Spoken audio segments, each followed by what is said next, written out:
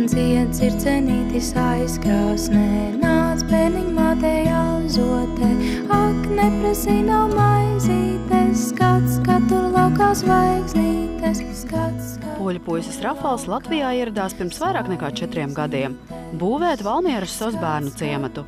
Kad darbi bija gandrīz pabeigti un bija jādomā par mājapceļu, viņš vietējā klubā satika Inesi. Tikko šķīrušos un ar apņemšanos sākt jaunu dzīvi Anglijā. Viņi palika kopā un no Latvijas neaizbrauca neviens. Mani sauc Ines, kā tevi sauc? Un viņš ko pateica Rafau. Es domāju, kaut kas nav riktīgi. Izgājām ārā, izrādās polis.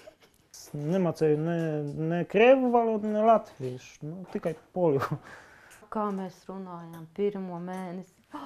Ar vārnīcu nopirkām. Mēs runājām angliski, krieviski, latviski, poliski. Viss no katra vārdiņa kaut ko likām kopā. Kad valodu zināšanas bija pietiekamas, abi nolēma apprecēties. Šķēršļu nebija, jo Ineses dēls Aivis Rafalu jau kopš iepazīšanās sauc par tēti. Laimīgajā kāzu dienā abi jaunlaulātie vēl nespēja iedomāties, kādi pārbaudījumi viņus sagaida. Laiks ritēja, bet prasmīgais meistars Rafals nekādi nevarēja atrast darbu. Lai kur viņš ietu, attieksme bija vienāda.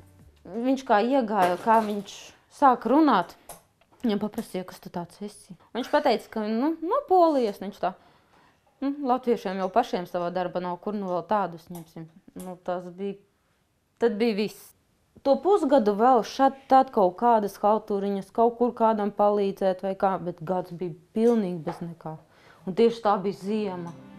Ar Ineses veikalā nopelnīto algu nepietika pat obligātajiem maksājumiem. Mēs praktiski gājām ar mīnusiem. Man vecāmāte sūtīja naudu, lai es vispār varētu kaut ko. Es izdomāju, ka mums vajag. Situācija bija dramatiska, un ģimene, metot kaunu pie malas, lūdza projekta pēdušai Latvijai palīdzību. 2 mēnešus viņi saņēma pārtikas pakas un izmisīgi meklēja risinājumu. Vienīgā iespēja šķita Rafalam braukt peļņā uz Angliju. Pēc mēneša viņam pievienotos Inese un Aivis.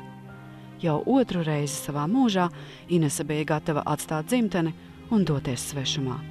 Naudas bija vajadzīgas, es biju ar mieru braukt,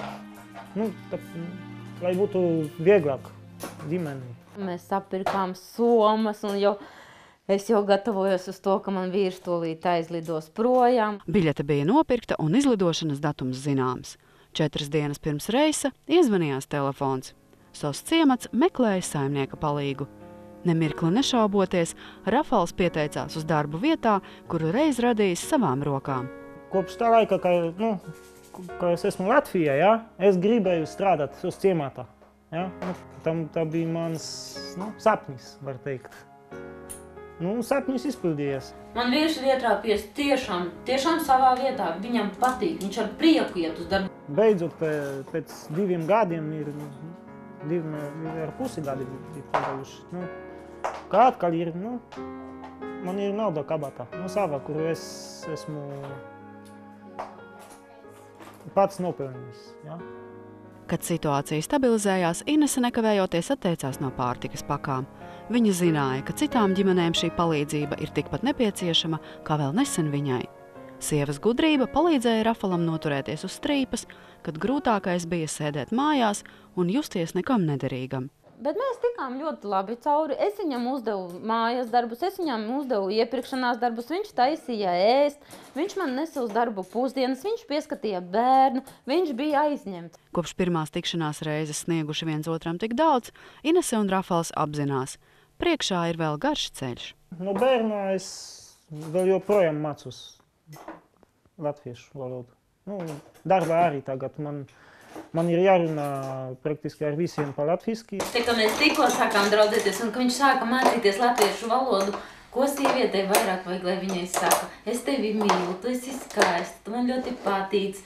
Visā tādi komplimenti un kaut kas tāds mīļš. Man mācīja tādus vārdus, kuri viņai bija vajadzīgi.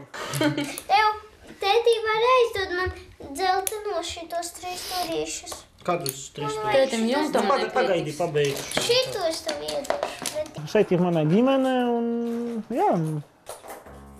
mana māja. K9. Nē. C3. Nu, es trapīju vai ne? Jā, trapīja. Ilva Everte, Renārs Muskars, Tautas balss.